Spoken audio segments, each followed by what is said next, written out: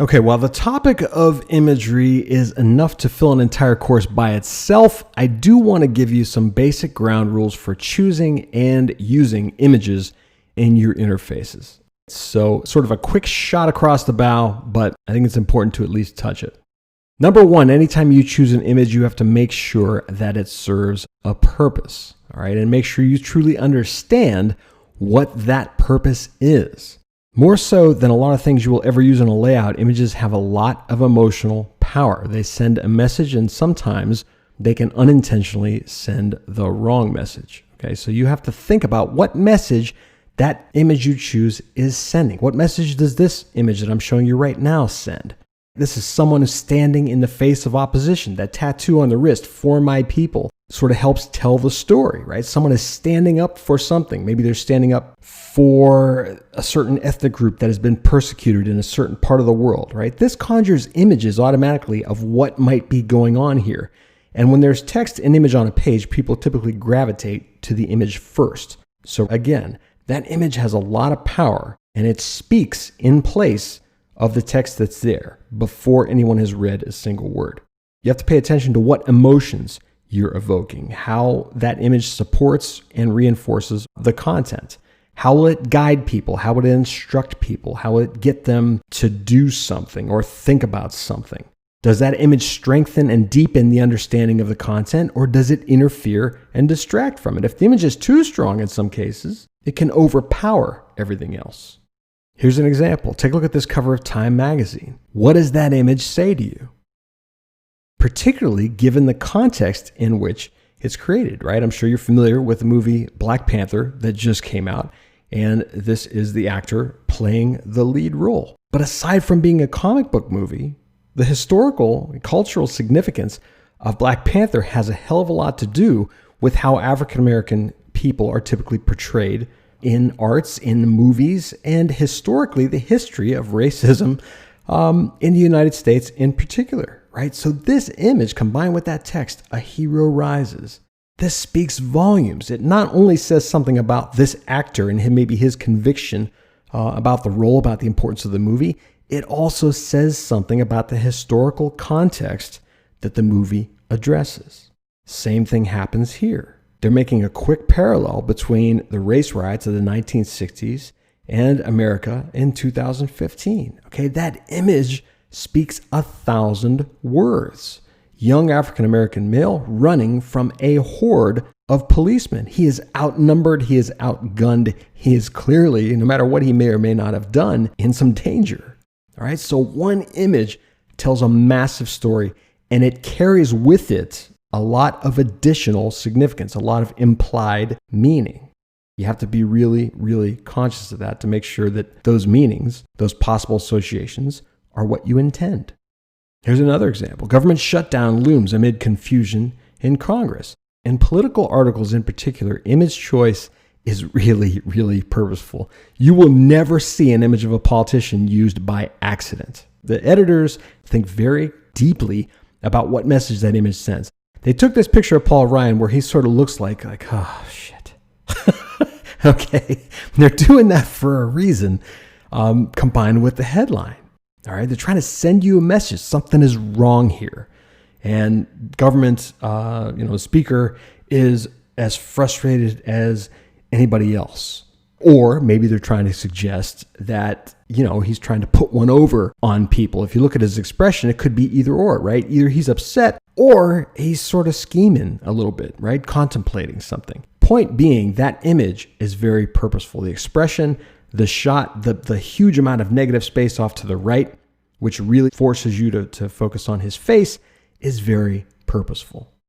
Number two, whenever possible, you want to focus on people and not things. We're wired to recognize and connect with our fellow humans, all right? You want people to see themselves using what you're promoting. So an image of one of us using a product will always carry more weight, more resonance than an image of just that product. And this is a mistake I see all the time. Websites will show, like, here's the software, here are the screens. If you show a person using the app with an expression on their face that says, wow, I can't believe how simple this is, that's infinitely more powerful, right? We connect to other humans. It's the way we're wired. Images of people looking away from the camera also tend to work best because that makes it easier for us to imagine that we are that person.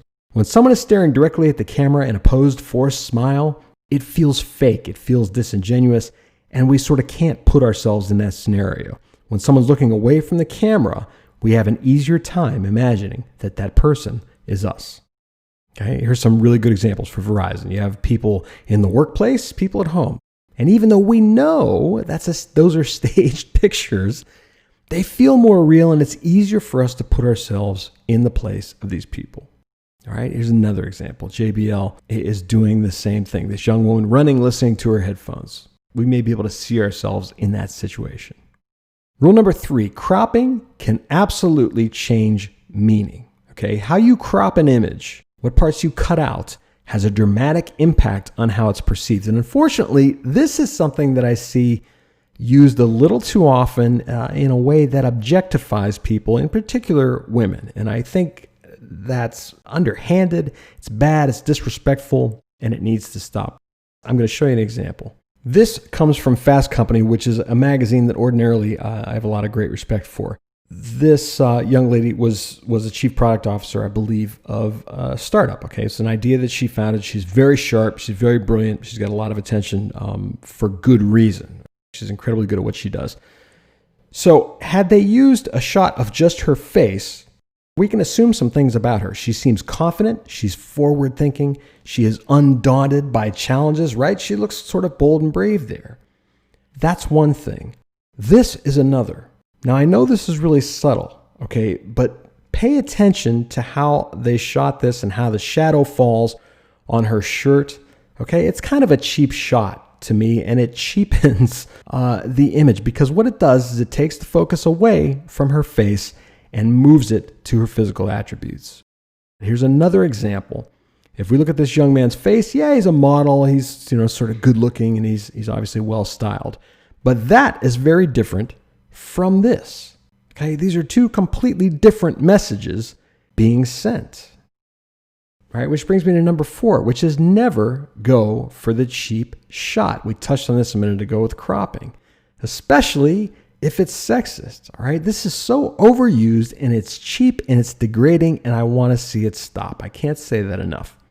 If in any way what you're doing reduces a human subject to an object, it's bad. It's shallow, it's in poor taste, and it's also, going to be quickly forgotten. Now, the example I'm using on the right comes from Design Observer, who is an organization that should absolutely know better because they're a design organization. Anyway, they wrote an article about this photographer, this guy Ryan Wiedemann, who took photographs in his cab for 30 years.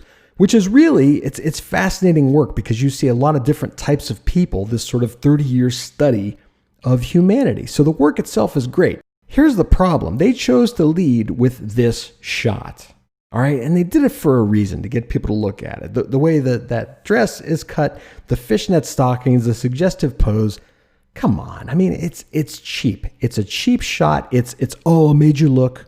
And it really, to me, I keep using the word cheap, but it cheapens the value of that photographer's work as well, in my opinion. Okay, they could have very well used this, which is an equally interesting shot and suggests a lot of things about what exactly is going on in the back of this cab. They could have used this, which is another fascinating shot, which tells you that he had some interesting characters back there. The sort of voyeuristic nature of how this is cropped tells you something about what went on. All right, but they could have done these other things. They did not really have to lead with that cheap shot, and they did. And that's really, really unfortunate.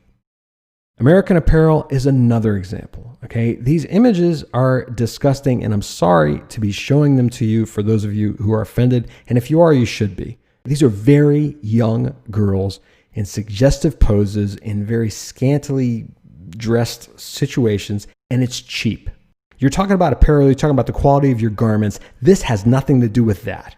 This is, look at these young girls. All right, it's disgusting. Don't do this. Don't objectify.